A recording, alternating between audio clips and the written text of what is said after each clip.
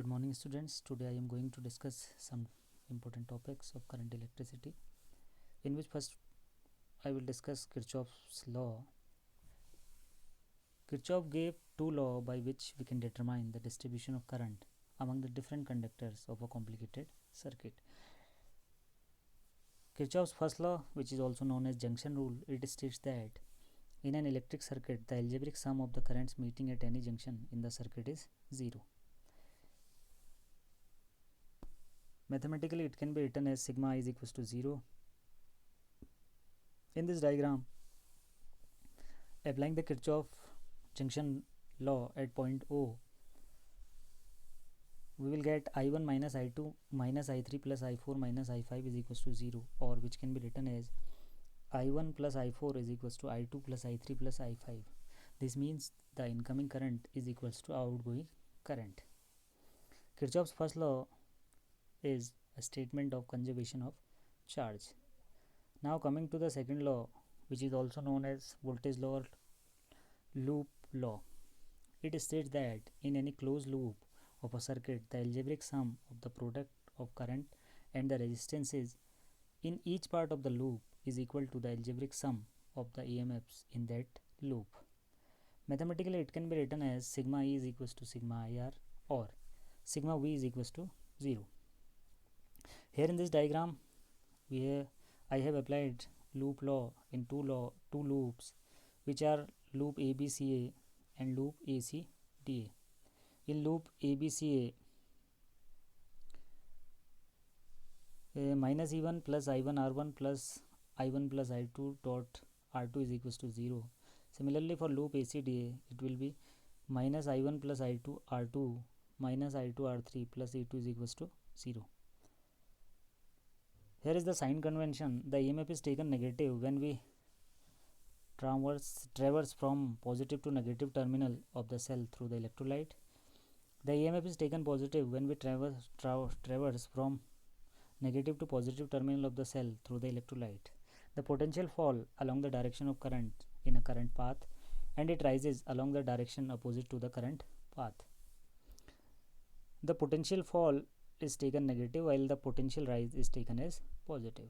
Now our next topic is Wheatstone bridge. It is a in this arrangement, actually it is a device used to measure the unknown resistance.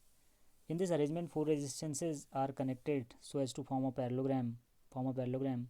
In the one diagonal of this parallelogram is connected a galvanometer, and in other diagonal a cell is connected. If the resistance in four arms of the parallelogram are so adjusted that on sending current in the battery by the cell, there is no deflection in the galvanometer, means the current through galvanometer is 0, then the bridge is said to be balanced. In this condition, the ratio of the resistance of any two adjacent arms of the bridge is equal to ratio of the resistance of the remaining two adjacent arms. Here, by applying Kirchhoff's law, we can prove when there is no current through the galvanometer, then P upon Q is equals to R upon S, and this condition is known as balance condition for a Wheatstone bridge. Now our next topic is meter bridge. Meter bridge is a sensitive device based on the principle of Wheatstone bridge for the determination of resistance of a conductor. Meter bridge is shown in this diagram. AB is a 1 meter wire of magnin or constantan which is fixed along a scale on a wooden base. The area of the cross section of the wire is same at all places. The end A and B of the wire are joined to two L-shaped copper strip, you can see in diagram. In between these strips, leaving a gap on either side, there is a third copper strip having 3 binding screws.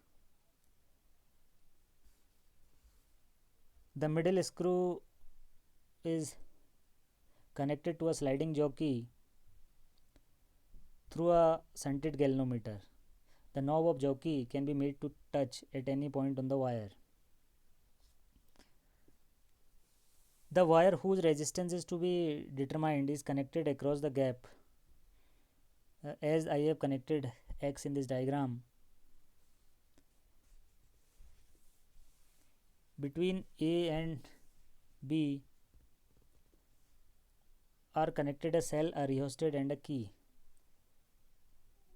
When the sliding jockey touches the wire AB at any point J, then the wire is divided into two parts.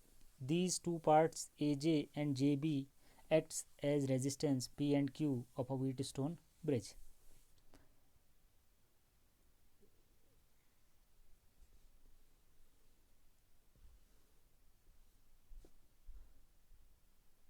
Now the jockey is slid along the wire and a point is determined such that on pressing the jockey on the wire at that point, there is no deflection in the galvanometer. In this position, the point J and D are at same potential.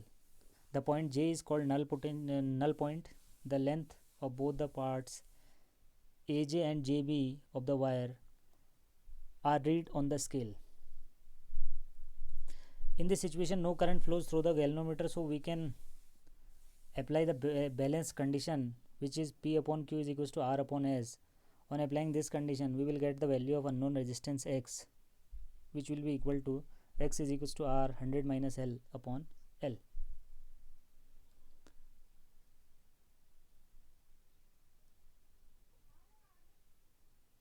Now our next topic is potentiometer.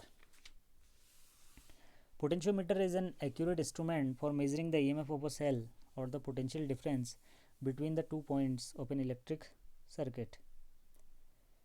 The potentiometer consists of a 4 to 12 meter long uniform wire of constantan or magnin spread on a wooden board in the form of parallel pieces, each of 1 meter length. These pieces of wire are connected in series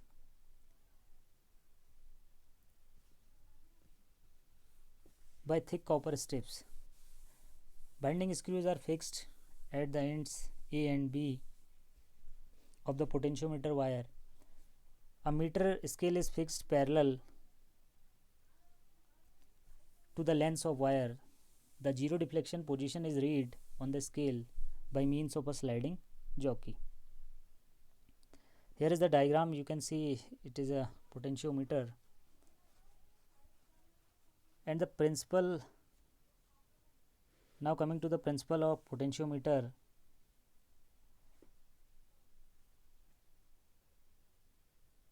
It is said that when a constant current is passed through a wire of uniform cross section, the potential difference across any portion of the wire is directly proportional to the length of that portion.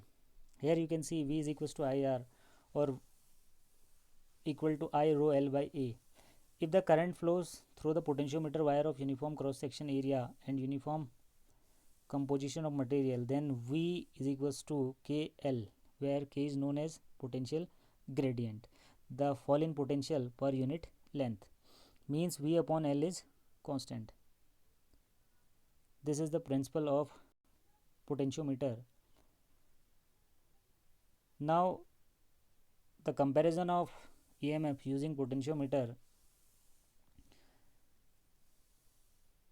The balance point is obtained for the cell when the potential at a point on the potentiometer wire is equal and opposite to the EMF of cell.